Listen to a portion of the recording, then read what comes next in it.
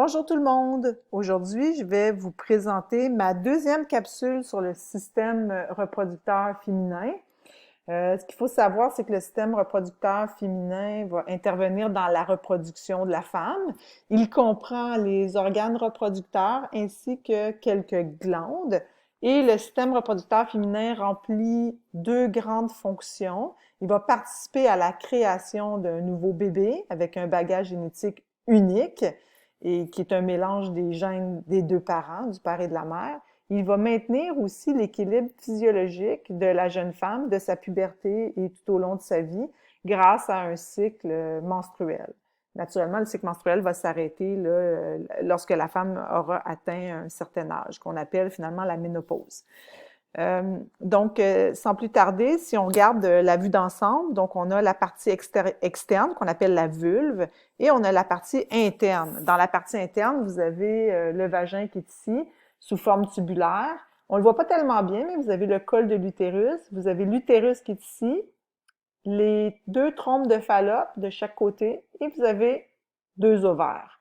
Donc, ce sont les parties des organes reproducteurs internes. Et on a aussi la partie qui est plus externe qu'on appelle la vulve.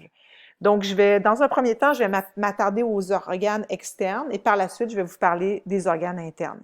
Donc, si on regarde les organes externes, donc les organes externes de la femme, qu'est-ce qu'on va y retrouver? On va y retrouver les grandes lèvres.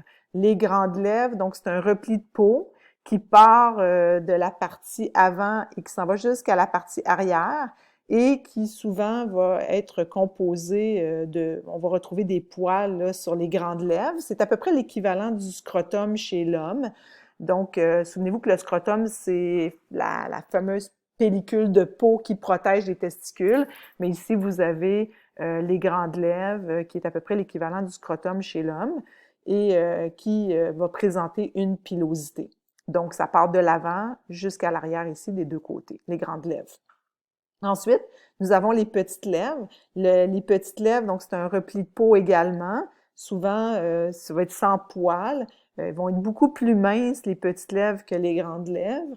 Et ça va protéger, donc la fonction des petites lèvres, ça va être la protection de l'entrée du vagin, donc l'orifice vaginal, on peut dire l'orifice vaginal ou l'entrée du vagin, et également le méa urinaire, donc qui est la partie ici qui va laisser s'échapper l'urine.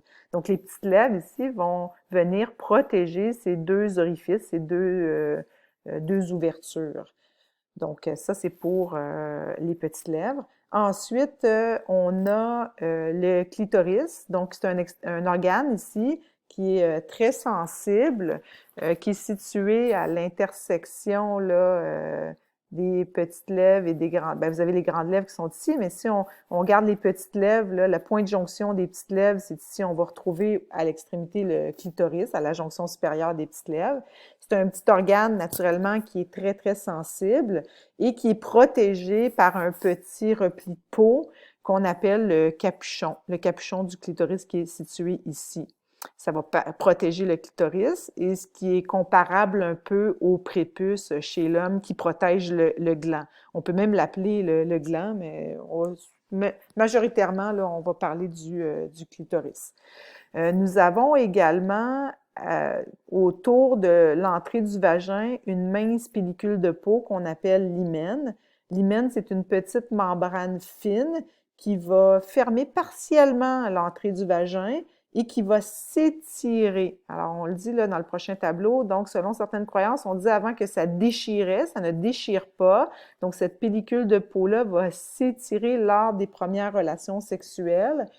Et ce qui est important de savoir aussi, c'est que il y a des femmes, effectivement, là, comme Mme Jaudoin le disait lors de la conférence de la semaine dernière, il y a des femmes qui vont avoir des écoulements de sang suite à la première relation sexuelle, mais c'est pas toutes les femmes.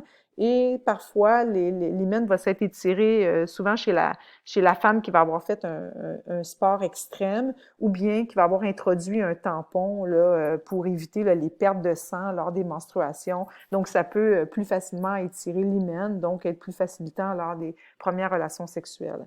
Donc ça, c'était pour la partie externe.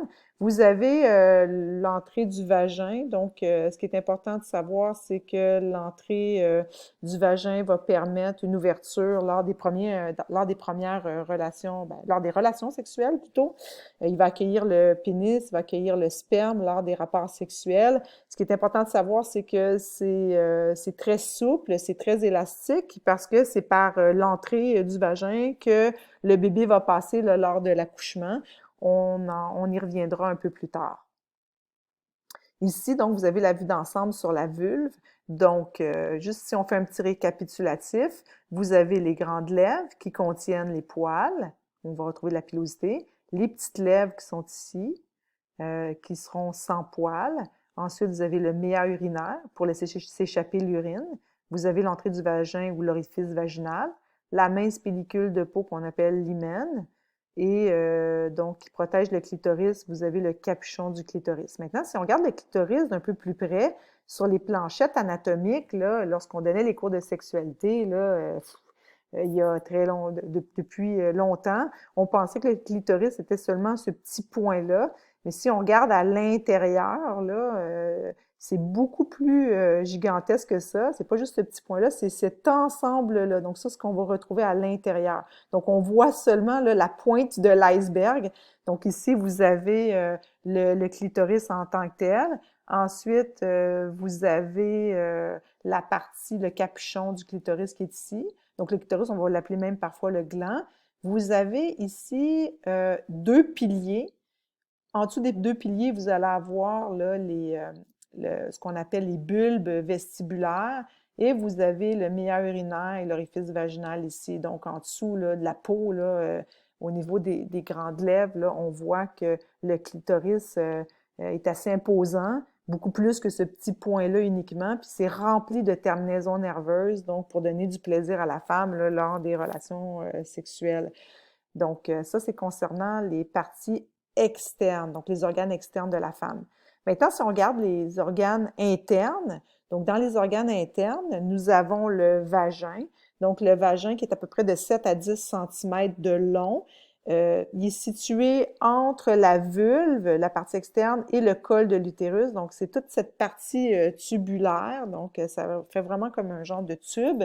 Comme je le disais tout à l'heure, donc ça va accueillir le pénis et le sperme lors des rapports sexuels. Il est souple, il est élastique. Ensuite, on a les glandes de Bartholin. Donc, les glandes de Bartholin sont de chaque côté du vagin. Elles permettent, les glandes de Bartholin, une lubrification au cours des relations sexuelles. Donc, ça, c'est pour les glandes de Bartholin. Donc, ça va sécréter un certain mucus qui va lubrifier, qui va humidifier le vagin lors des premières... Et ça va faciliter les rapports sexuels. Et naturellement, donc, la lubrification va être davantage importante lors de l'excitation sexuelle chez la femme. On a aussi le col de l'utérus qui est ici. Donc, le col de l'utérus est une ouverture entre le vagin et entre l'utérus. Et donc, ça permet l'écoulement des segments menstruels dans le vagin. Ensuite, c'est le lieu de passage des spermatozoïdes au moment de l'accouplement. Donc, s'il y a eu un accouplement puis il y a eu une libération de spermatozoïdes, les spermatozoïdes vont remonter le tube du vagin pour se propulser à l'intérieur du col, pénétrer dans l'utérus pour aller dans une des trompes de Fallope, soit la trompe droite ou gauche plutôt, ou la trompe de Fallope droite. Et la fécondation aura lieu ici, là, j'y reviendrai tout à l'heure. Donc, le col de l'utérus va retenir le fœtus pendant la grossesse. Et ça sera, comme je vous disais, le lieu de passage des spermatozoïdes et ça va permettre aussi l'écoulement lors des segments menstruels. Donc, ça, c'est pour les deux premières parties. Ensuite, on parle de l'endomètre. Alors, c'est quoi l'endomètre? C'est une région qui est très vascularisée. Il y a beaucoup de vaisseaux sanguins. Cet endomètre-là va s'épaissir tout au long du cycle sexuel de la femme. L'endomètre va permettre d'accueillir le futur embryon. Donc, s'il y a un œuf qui est fécondé dans la trompe de Fallope, cet œuf fécondé-là va migrer pendant un certain nombre de jours pour aller s'implanter dans l'utérus, ici. Et donc, on parle de la nidation, l'embryon va se fixer dans l'utérus. Alors, c'est une région qui est l'endomètre, là, qui est très vascularisée et ça s'épaissit au fil du cycle sexuel. Et donc, à un certain moment donné, à cause des changements hormonaux, cette membrane-là va s'arracher et c'est ce qui va causer là, le flux menstruel, là, les segments menstruels qui vont s'écouler dans le col de l'utérus et au niveau vaginal pour sortir au niveau de l'orifice vaginal. Donc ça, c'est pour l'endomètre. Ensuite, vous avez l'utérus. Donc l'utérus, c'est une grande cavité. L'utérus peut grossir de 40 fois son volume, donc on le voit ici. Donc, on voit l'abdomen d'une femme vu de profil. On voit le beau bébé là, qui se forme à l'intérieur de l'utérus. Et on voit ici le col. Donc, la tête du bébé va appuyer sur le col. Donc, avant l'accouchement, ça, on va y revenir un peu plus tard, mais c'est magnifique, là. Lorsqu'on parle de l'accouchement, là, le col doit être bien, bien ouvert avant de pouvoir... c'est presque inimaginable, mais effectivement, là, la tête du bébé peut passer, effectivement. Là, le vagin est tellement souple et élastique que la tête du bébé peut même passer. Donc, le bébé va être placé ici, puis il va pouvoir aller à l'extérieur, là, lorsque le col va être suffisamment ouvert, il va pouvoir passer dans le vagin et dans l'orifice vaginal. Donc, ça, c'était pour l'utérus. Ensuite, vous avez les trompes de Fallope et les ovaires. Donc, en ce qui concerne les trompes de Fallope, ce qui est important de savoir, c'est que les trompes de Fallope, c'est deux canaux qui sont situés de chaque côté du corps humain et qui sont tapissés de cils qui vont aider, des cils vibratiles qui vont aider les spermatozoïdes à remonter. Donc, s'il y a une relation sexuelle, qu'il y a des spermatozoïdes qui sont libérés, les spermatozoïdes vont remonter le col de l'utérus pour aller soit dans la trompe de Fallope droite ou dans la trompe de Fallope gauche.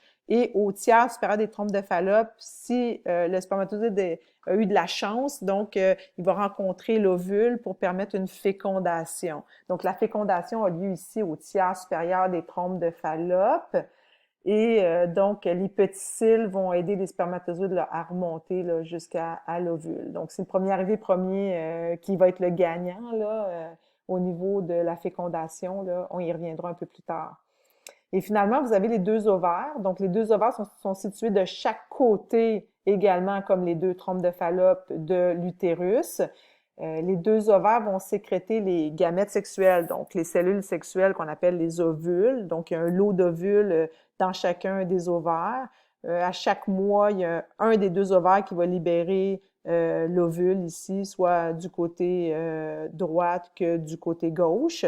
Et les ovaires, une des fonctions des ovaires, c'est également de permettre la production d'hormones sexuelles. Donc, c'est quoi une hormone? C'est une substance qui va se déplacer dans le sang, qui va être sécrétée, qui va se déplacer dans le sang, qui va envoyer des signaux.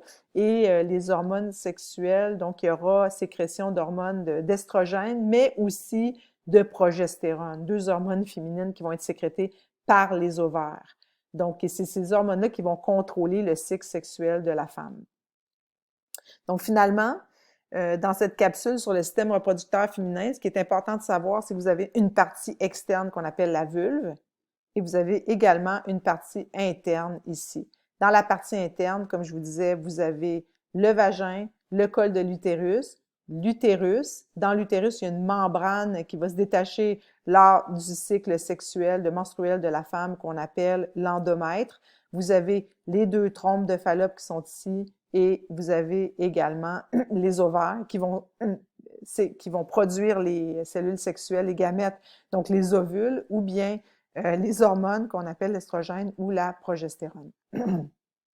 Finalement, ici, vous voyez une fécondation. Donc, il ne me reste pas beaucoup de temps, mais juste pour terminer. Donc, vous avez ici une pénétration. Donc, ici, le testicule qui libère, qui produit plutôt les spermatozoïdes. Les spermatozoïdes qui passent dans le canal déférent qui est ici jusqu'à l'urètre. Ensuite, les spermatozoïdes vont pénétrer dans le vagin pour remonter le col de l'utérus et se diriger dans les trompes de Fallope où il y aura la fécondation, donc la rencontre de l'ovule avec le spermatozoïde. Finalement, si on peut, l'important, c'est de dire que au début de la vie de l'individu, après la fécondation, au niveau des 8 premières semaines, le stade du bébé est indifférencié. Donc, on peut soit devenir un garçon ou une fille. C'est pour ça que les organes génitaux masculins et féminins ont tant de similitudes. On peut vraiment bien les comparer, le clitoris étant la partie du gland. Alors, voilà ce qui complète ma capsule.